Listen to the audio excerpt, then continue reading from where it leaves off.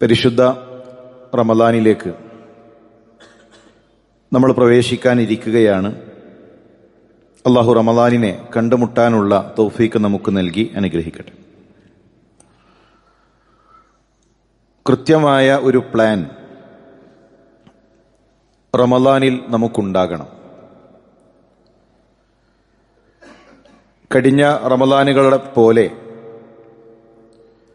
നഷ്ടങ്ങളുടെ കഥകളാകരുത് ഈയൊരു റമദാൻ നമുക്ക് സമ്മാനിക്കുന്നത്. മറിച്ച് റമദാനിന് മുന്നേ ഒരുങ്ങി റമദാനിനൊരു രൂപം കണ്ട് അത് ഉപയോഗപ്പെടുത്താൻ നാം ശ്രദ്ധിക്കേണ്ടതുണ്ട്. ഈയൊരു ഖുതുബയിൽ ഈ റമദാനിൽ നമ്മൾ വരുത്തേണ്ട ചില ക്രമീകരണങ്ങളെക്കുറിച്ചാണ് പറയുന്നത്. അത് കേട്ടുപോകാനുള്ളതല്ല, നമ്മുടെ ജീവിതത്തിൽ നടപ്പിലാക്കാനുള്ളതാണ്, നമ്മുടെ കുടുംബങ്ങൾക്ക് നടപ്പിലാക്കാനുള്ളതാണ്. അങ്ങനെ ഒരു ക്രമീകരണം വരുത്താനുള്ളതാണ്. സുബഹിയുടെ മുമ്പേ നമ്മുടെ ദിവസം ആരംഭിക്കണം. എപ്പോഴും അങ്ങനെയാകാൻ നമ്മൾ പരിശ്രമിക്കണം, ആഗ്രഹിക്കണം. റസൂലുള്ളാഹി സ്വല്ലല്ലാഹു അലൈഹി വസല്ലം അത്തായം കഴിക്കാൻ പ്രത്യേകം പ്രോത്സാഹിപ്പിച്ചിട്ടുണ്ട്. അഹ്ലി കിതാബിന്റെ നോമ്പും നമ്മുടെ നോമ്പും തമ്മിലുള്ള വ്യത്യാസം അത്തായമാണ്. എപ്പോഴാണ് നമ്മൾ അത്തായം കഴിക്കേണ്ടത്? 5:30 അടുത്തു നിൽക്കുന്നൊരു സമയത്താണ് ഫജർ, പ്രഭാതോദയം. പ്രഭാതോദയം മുതലാണ് നോമ്പ് ആരംഭിക്കുന്നത്. ബാങ്ക് വിളിച്ചോ ഇല്ലേ എന്നതല്ല. ഫജർ ഉദിച്ചു കഴിഞ്ഞാൽ നോമ്പിന്റെ സമയം ആരംഭിച്ചു. പള്ളിയിൽ നിന്ന് ബാങ്ക് വിളിക്കാൻ ഒരൽപ്പം വൈകി, പക്ഷെ നമുക്കുറപ്പാണ് ഫജർ ആയിട്ടുണ്ട്, സുബഹിയുടെ സമയമായിട്ടുണ്ട്. എങ്കിൽ പിന്നീട് ഭക്ഷണം കഴിക്കാൻ പാടുള്ളതല്ല. അപ്പം അതിനു മുമ്പാണ് നമ്മുടെ അത്തായം. റസൂലുള്ളാഹി സ്വല്ലല്ലാഹു അലൈഹി വസല്ലം തങ്ങൾ എങ്ങനെയാണ്, എപ്പോഴാണ് അത്തായം കഴിച്ചത്? സ്വഹാബത്ത് പറയുന്നു, തസഹർന മഅൻ നബി സ്വല്ലല്ലാഹു അലൈഹി വസല്ലം സുമ്മ ഖാമ ഇല സ്വലാ. ഞങ്ങൾ റസൂലുള്ളാഹിയുടെ കൂടെ അത്തായം കഴിച്ചു, പിന്നീട് ഞങ്ങൾ പള്ളിയിലേക്ക് നമസ്കാരത്തിന് വേണ്ടി വരും. ചോദിക്കപ്പെട്ടു, കം കാന ബൈനൽ അദാനി വസ്സഹൂർ, അത്തായത്തിന്റെയും ആ നമസ്കാരത്തിന്റെയും ഇടയിലുള്ള സമയം എത്രയാണ്? അഥവാ അത്തായം കഴിച്ച് ആ ബാങ്ക് വിളിക്കാൻ ഫജറിന്റെ സമയമാകാൻ എത്ര സമയമുണ്ടാകും? ഖദ്റു 50 ആയ, ഒരു 50 ആയത്തിന്റെ സമയം. നമ്മുടെ അത്തായത്തിന്റെ ഒരു സമയം എന്ന് പറഞ്ഞാൽ ഒരു 50 ആയത്ത് ഓതാനുള്ളൊരു സമയമാണ് ഫജറിന്റെ സമയത്തിന്റെയും അത്തായത്തിന്റെയും ഇടയിൽ. 50 ആയത്ത് എന്ന് പറഞ്ഞാൽ ഒരു 20 മിനിറ്റ്. ഇപ്പൊ ഒരു 4:45 കഴിച്ചാൽ, അല്ലെങ്കിൽ ഒരു 5 മണിക്ക് കഴിച്ചാൽ പിന്നെയും നമുക്ക് ഒരു 20 മിനിറ്റോളം സമയം ഖുർആൻ ഓതാൻ, പ്രാർത്ഥിക്കാൻ ലഭിക്കും. ചില ആളുകളൊക്കെ 4 മണിക്ക് അത്തായം കഴിച്ച് പിന്നെ ഒരു ഉറക്കാണ്. എന്നിട്ട് സുബഹിയുടെ 5 മിനിറ്റ് മുന്നേ എഴുന്നേറ്റ് പള്ളിയിലേക്ക് വരുന്നവർ. അതല്ല അതിന്റെ രീതി. അത്തായം വൈകിപ്പിക്കുന്നതിലാണ് ഖൈർ. അത്തായം വൈകിപ്പിക്കുകയും നോമ്പ് തുറക്കാൻ ധൃതി കാണിക്കുന്നതിലുമാണ് ഖൈർ. അപ്പോൾ പരമാവധി അത്തായം വൈകിപ്പിക്കുക എന്നത് നാം ശ്രദ്ധിക്കേണ്ടതാണ്. ചില ആളുകൾ അത്തായം തന്നെ കഴിക്കാറില്ല. രാത്രി തറാവി നിസ്കാരം കഴിഞ്ഞ് ധാരാളം കഴിച്ച് ഇനി എനിക്കൊന്നും ആവശ്യമില്ല, ഇനി സുബൈന്റെ സമയത്ത് വിളിച്ചാൽ മതി എന്ന് പറഞ്ഞുറങ്ങുന്നവരുണ്ട്. അപ്പം അതല്ല നമ്മുടെ രീതി. സ്വഹാബത്ത് കാണിച്ചു തന്നതുപോലെ, റസൂലുള്ളാഹി സ്വല്ലല്ലാഹു അലൈഹി വസല്ലം കാണിച്ചതുപോലെ അത്തായം കഴിഞ്ഞ് ഒരു 50 ആയത്ത് പാരായണം ചെയ്യാനുള്ള ഒരു സമയമായിരിക്കണം നമ്മുടെ അത്തായത്തിന്റെയും ഫജറിന്റെയും ഇടയിൽ. സ്വഹാബത്തിനോട് അവരുടെ അത്തായം കഴിഞ്ഞാൽ എത്ര സമയമുണ്ടാകും എന്ന് ചോദിച്ചപ്പോൾ മറുപടി നൽകിയത് 50 ആയത്ത് ഓതാനുള്ള സമയമെന്നാണ്. ആ ചോദ്യം നമ്മുടെ വീട്ടിലാണെങ്കിലോ, നിങ്ങൾ അത്തായം കഴിഞ്ഞാൽ പിന്നെ നിസ്കാരത്തിന്റെ ഇടയിൽ, ബാങ്കിന്റെ ഇടയിൽ എത്ര സമയം ഉണ്ടാകും? ഇന്ന് വരുന്ന മറുപടി ഒരു 15 മിനിറ്റ് വാട്സപ്പിൽ തോണ്ടാനുള്ള സമയം ഉണ്ടാകും. സോഫയിൽ കുറച്ചു നേരം കൂടെ ഒന്ന് കിടന്നുറങ്ങാനുള്ള സമയമുണ്ടാകും. ഒരു തരിക്കഞ്ഞി കൂടെ, ഒരു കട്ടൻ ചായ കൂടെ കുടിക്കാനുള്ള സമയമുണ്ടാകും. നമ്മൾ ആ ഏറ്റവും ശ്രേഷ്ഠമായ സമയം ചിലവഴിക്കുന്നത് അങ്ങനെയാണ്.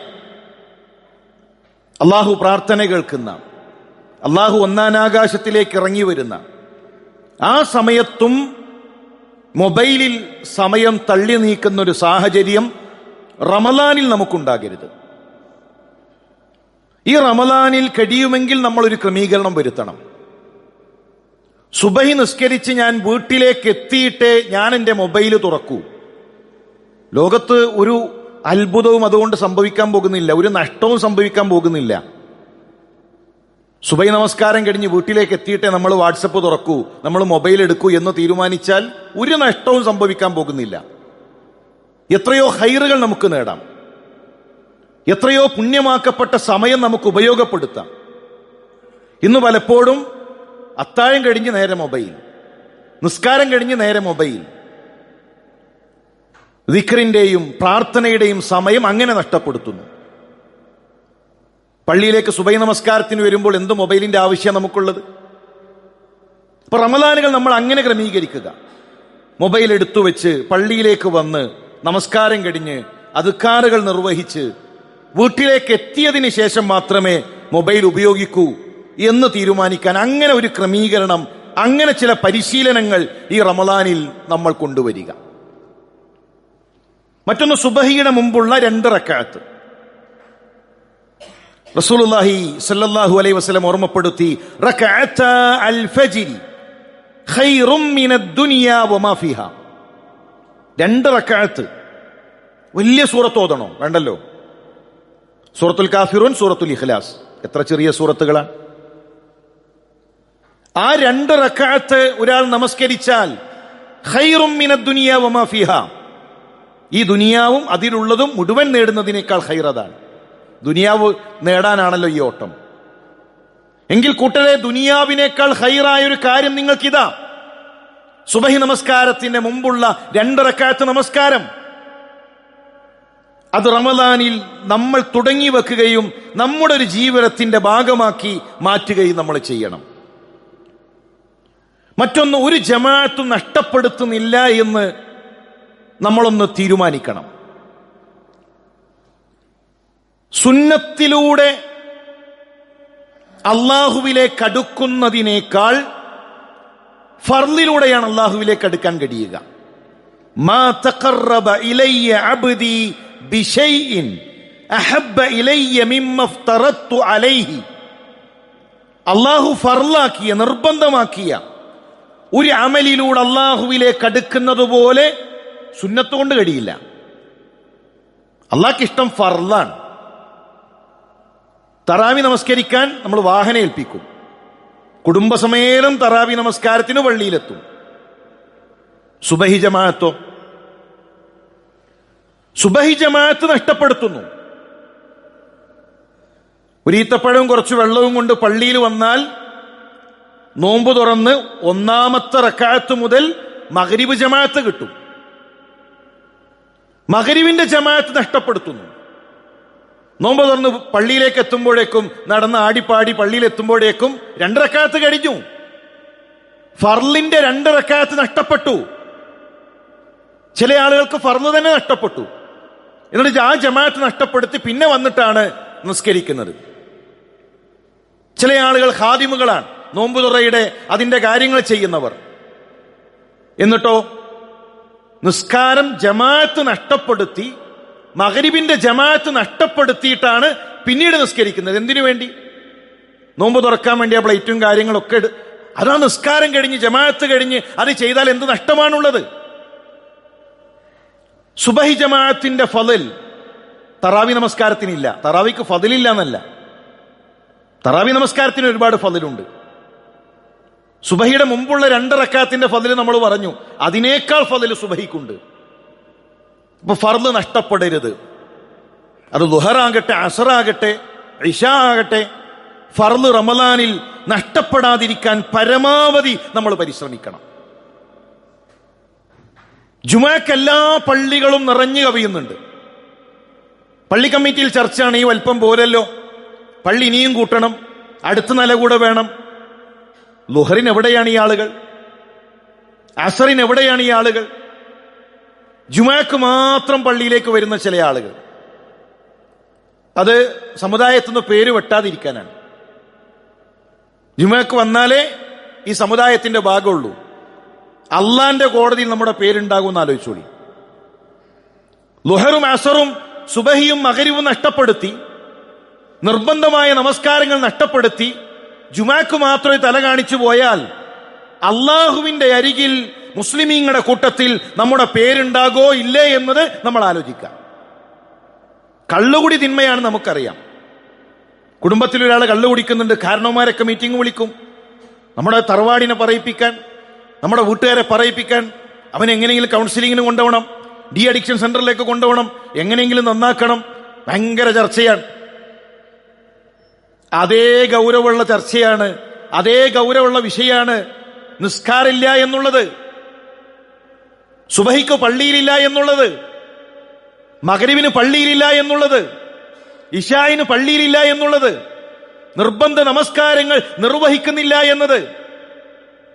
ചെയ്യരുത് എന്ന് പറഞ്ഞത് ചെയ്യൽ മാത്രമല്ല തിന്മ, ചെയ്യാൻ പറഞ്ഞത് ചെയ്യാതിരിക്കലും തിന്മയാണ്. ആദ്യ നബി ചെയ്ത തെറ്റെന്താണ്? അള്ളാഹു ചെയ്യരുത് എന്ന് പറഞ്ഞത് ചെയ്തു. ഇബ്ലീസോ? ഇബ്ലീസിന്റെ ഭാഗത്തു നിന്ന് വന്നത് തിന്മ എന്താണ്? ചെയ്യാൻ പറഞ്ഞത് ചെയ്തില്ല. അള്ളാഹ് സുജൂദ് ചെയ്യാൻ പറഞ്ഞു, ഇബ്ലീസ് തയ്യാറായില്ല. റബ്ബ് നിസ്കരിക്കാൻ പറഞ്ഞിട്ട് ളുഹറും അസറും മഗ്രിബും ഇശാവും നഷ്ടപ്പെടുത്തുന്നവരെ അത് ഗൗരവമേറിയ തിന്മയാണ്. അതുകൊണ്ട് ഈ റമളാനിൽ ഒരു ക്രമീകരണം, നിർബന്ധ നമസ്കാരങ്ങളുടെ വിഷയത്തിൽ ഒരു ശ്രദ്ധ നമുക്ക് വേണം. മറ്റൊരു കാര്യം, സുബഹി നിസ്കാരം കഴിഞ്ഞുകൊണ്ടുള്ള ഉറക്കം. നിസ്കാരം കഴിഞ്ഞ് വേഗം ഓടാൻ, ദിക്റില്ല, ഖുർആൻ പാരായണില്ല, എന്നിട്ട് ആ ഉറക്കം കണ്ട് ഖളാ കൂട്ടണം. എത്ര ബറക്കത്തുള്ള സമയമാണ് സുബഹി നമസ്കാരം കഴിഞ്ഞുള്ള സമയം. അബ്ദുല്ലാഹി ഇബ്നു മസ്ഊദ് റളിയല്ലാഹു തന്റെ വീട്ടിലേക്ക് ചില ആളുകൾ വന്നു. അവർ പുറത്തിങ്ങനെ കാത്തു നിൽക്കാൻ. അബ്ദുല്ലാഹി ഇബ്നു മസ്ഊദ് അവരെ വിളിച്ചു, വരൂ, നിങ്ങൾ എന്താണ് പുറത്തു നിൽക്കുന്നത്? അപ്പൊ അവര് പറഞ്ഞു, അബ്ദുല്ലാഹി ഇബ്നു മസ്ഊദ്, വീട്ടുകാർ ഉറങ്ങാണെങ്കിലും സുബഹി കഴിഞ്ഞ് ഒന്ന് തലചായ്ക്കുന്ന സമയമാണെങ്കിലും കുറച്ചൊന്ന് കഴിഞ്ഞിട്ട് കയറാം എന്നു കരുതിയാണ് ഞങ്ങൾ പുറത്തു നിൽക്കുന്നത്. അബ്ദുല്ലാഹി ഇബ്നു മസ്ഊദിന്റെ മുഖം ചുവന്നു.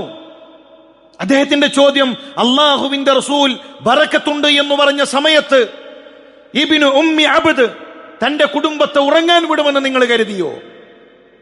റസൂലുള്ളാഹി ബറക്കത്തുണ്ട് എന്ന് പറഞ്ഞ സമയം എന്റെ കുടുംബം ഉറങ്ങുമെന്ന് നിങ്ങൾ കരുതുന്നുണ്ടോ? അപ്പൊ നമ്മളത് പ്രത്യേകം ശ്രദ്ധിക്കുക. സുബഹി നമസ്കാരം കഴിഞ്ഞ് ആ ഉറങ്ങുന്ന ഒരു സംസ്കാരം അത് നമ്മളൊന്ന് മാറ്റേണ്ടതുണ്ട്. പരമാവധി ഖുർആനുമായൊരു ബന്ധം അതെങ്ങനെ ഓതി തീർക്കണം? നമ്മളൊരു ക്രമീകരണം വരുത്തുക. സുബഹി നമസ്കാരം കഴിഞ്ഞിട്ടാണോ? അങ്ങനെ നിങ്ങൾ ഓതൂ. ഓരോ നമസ്കാരം കഴിഞ്ഞ് കുറച്ചു നേരം ഓതാൻ നമുക്ക് കഴിയുമോ? അങ്ങനെ നമ്മൾ ക്രമീകരിക്കൂ. നമുക്കൊരു പ്ലാൻ ആ വിഷയത്തിൽ ഉണ്ടാകണം. മഹാനായ ഇമാം മാലിക്, ലോകത്തിന്റെ വ്യത്യസ്ത ഭാഗങ്ങളിൽ നിന്ന് ഇമാം മാലിക്കിന്റെ സദസ്സിലേക്ക് ആളുകൾ ഹദീസ് പഠിക്കാനെത്തും. റമളാൻ എത്തിയാൽ എല്ലാം നിർത്തിവെക്കും. റമളാനിൽ ഇമാം മാലിക്കിന്റെ മുന്നിൽ ഖുർആൻ മാത്രമാണ്. അത് ഏത് ഇമാം മാലിക്? ലോകത്ത് വേറൊരാളും അങ്ങനെ ഹദീസ് പഠിപ്പിച്ചിട്ടില്ല. ഇമാം ഷാഫിയെ മുന്നിലിരുത്തി, മഹാപണ്ഡിതന്മാരെ മുന്നിലിരുത്തി ഇമാം മാലിക് ഹദീസ് പറയുമെന്നാണ്. എന്നിട്ട് ഇമാം മാലിക് പറയും, ഈ ഹദീസ് എന്നോട് പറഞ്ഞത് ഇമാം നാഫി ആണ്, ഇമാം നാഫിനോട് ഈ ഹദീസ് പറഞ്ഞത് ഇബ്നു ഉമറാണ്. എന്നിട്ട് റസൂലുള്ളാഹി സ്വല്ലല്ലാഹു അലൈഹി വസല്ലമയുടെ ഖബറിന്റെ, നമ്മുടെ ആയിഷ റളിയല്ലാഹു തആലയുടെ ഉമ്മയുടെ ആ വീടിന്റെ ചുമരിൽ കൈവച്ചുകൊണ്ട് പറയും, ഇബ്നു ഉമറിനോട് ഈ ഹദീസ് പറഞ്ഞത് സാഹിബു ഹാദൽ ഖബർ, ഈ ഖബറിന്റെ സാഹിബാണ് ആ ഇമാം മാലിക്. അങ്ങനെ ഹദീസ് പഠിപ്പിച്ച ഇമാം മാലിക് ഹദീസിന്റെ ദർസ് നിർത്തിവെച്ച് ഖുർആൻ പഠിക്കാനിരിക്കും, ഖുർആൻ പാരായണം ചെയ്യാനിരിക്കും. മഹാനായ സുഫിയാൻ സൗരി, ഇദാ ദഖല റമളാൻ തറക ജമീഅൽ ഇബാദാത്ത് വഅഖ്ബല അലാ ഖിറാഅത്തിൽ ഖുർആൻ. മറ്റുള്ള കാര്യങ്ങളൊക്കെ നിർത്തിവെച്ചു, മറ്റു തിരക്കുകളും അതൊന്നും റമളാനിലില്ല, മറ്റു ഷെഡ്യൂളുകളൊന്നും റമളാനിലില്ല. റമളാനിൽ ഒറ്റ കാര്യം, ഖുർആൻ പാരായണം. ഖുർആനിന്റെ മുന്നിൽ അവരുണ്ടായിരുന്നു. അത് നാം നമ്മുടെ വീട്ടിൽ ഒരു പ്ലാൻ ഉണ്ടാക്കുക. മക്കൾ ഖുർആൻ ഓതണം, കുടുംബസമേതം നമ്മൾ ഖുർആൻ ഓതണം. അതോടൊപ്പം പള്ളിയിൽ ധാരാളം നമ്മൾ സമയം ചിലവഴിക്കണം. ഇത്തികാഫ് മാത്രമല്ല, കഴിയുന്ന സമയം പള്ളിയുമായി ചേർന്നിരിക്കാൻ, പള്ളിയുമായി ബന്ധപ്പെടാൻ നമ്മൾ പ്രത്യേകം ശ്രദ്ധിക്കുക. രാത്രി നമസ്കാരം റസൂലുള്ളാഹി സ്വല്ലല്ലാഹു അലൈഹി വസല്ലം പഠിപ്പിച്ചു, മൻ ഖാമ റമളാന ഈമാനൻ വഹ്തിസാബൻ ഗുഫിറ ലഹു മാ തഖദ്ദമ മിൻ ദംബിഹി. രാത്രി നിസ്കരിച്ചോ, അള്ളാഹു മുഴുവൻ പാപങ്ങളും പുറത്തു കൊടുക്കും.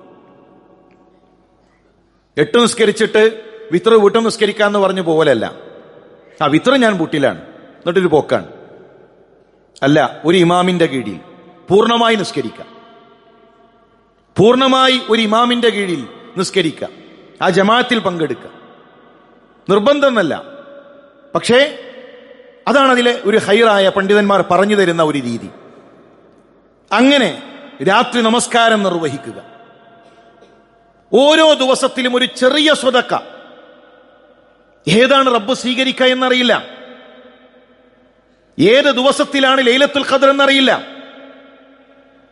1000 100 വെച്ച് 10 ദിവസവും കൊടുക്കൂ. റമളാനിന്റെ അവസാനത്തെ 10 ഓരോ ദിവസവും 100 വെച്ച് നൽകുക. ഏത് ദിവസത്തിലാണ് ലൈലത്തുൽ ഖദ്ർ നമുക്കറിയില്ല. ഏത് ദിവസത്തിലാണ് റബ്ബ് സ്വീകരിക്കുക നമുക്കറിയില്ല. റമളാനിന്റെ ഓരോ ദിവസത്തിൽ, ഇതെന്നും പിരിവാണല്ലോ. റമളാനായാൽ പിരിവാര മാസം അല്ല, ഇത് നമുക്കാണ്. ആ കൊടുക്കുന്ന മനുഷ്യൻ അയാളുടെ കയ്യിൽ എത്തുന്നതിന് മുമ്പ് അത് പടച്ചോന്റെ അരികിൽ എത്തുന്നുണ്ട്. സ്വതക്ക നമുക്കാണ്. സ്വതക്ക നിസ്കാരം പോലെ നമുക്കുള്ള ഇബാദത്താണ്. ആ വിഷയം നാം ശ്രദ്ധിക്കുക. വുളൂ കഴിഞ്ഞാലുള്ള പ്രാർത്ഥന, പലതും നമ്മൾ നഷ്ടപ്പെടുത്തുന്ന ചെറിയ ചെറിയ അമലുകൾ, അത് ഈ റമളാനിൽ ബോധപൂർവ്വം നമ്മൾ ശ്രദ്ധിക്കണം. വുളൂ ചെയ്താൽ, പടച്ചോനേതാ എനിക്കൊരു പ്രാർത്ഥന ഉണ്ടല്ലോ. വുളൂ ചെയ്യുമ്പോൾ പടച്ചോനെ ഞാൻ മിസ്വാക്ക് ചെയ്യണമല്ലോ, ഒരു സുന്നത്താണല്ലോ. ഓരോന്നും അങ്ങനെ ശ്രദ്ധിച്ച് ഇബാദത്തുകൾ ചെയ്യുക. വുളൂവിന് ശേഷമുള്ള പ്രാർത്ഥന, ഇല്ലാ ഫുത്തിഹത് ലഹു അബ്വാബുൽ ജന്ന അസ്സമാനിയ യദ്ഖുലു മിൻ അയ്യിഹാ ശാ. ഒരു ചെറിയ ഒരു അമൽ, പ്രതിഫലം എന്താ? സ്വർഗത്തിന്റെ 8 കവാടങ്ങൾ തുറക്കപ്പെടും. ഇഷ്ടമുള്ളതിലൂടെ ആ മനുഷ്യന് പ്രവേശിക്കാം. സ്ത്രീകൾ, കുട്ടികൾ, അവർക്ക് നമ്മളൊരു ക്രമീകരണം വരുത്തി കൊടുക്കണം. മൊബൈൽ ഇങ്ങനെ നോക്കി റമളാൻ സ്പെഷ്യൽ ഫുഡ് അതിങ്ങനെ സെർച്ച് ചെയ്ത്, ഇന്ന് ഏതാണ് സ്പെഷ്യൽ? റമളാൻ നമുക്ക് സ്പെഷ്യലാണ്, ആഖിറത്തിന് വേണ്ടി. അത് കുറെ വിഭവം ഉണ്ടാക്കി തീർക്കാനുള്ളതല്ല.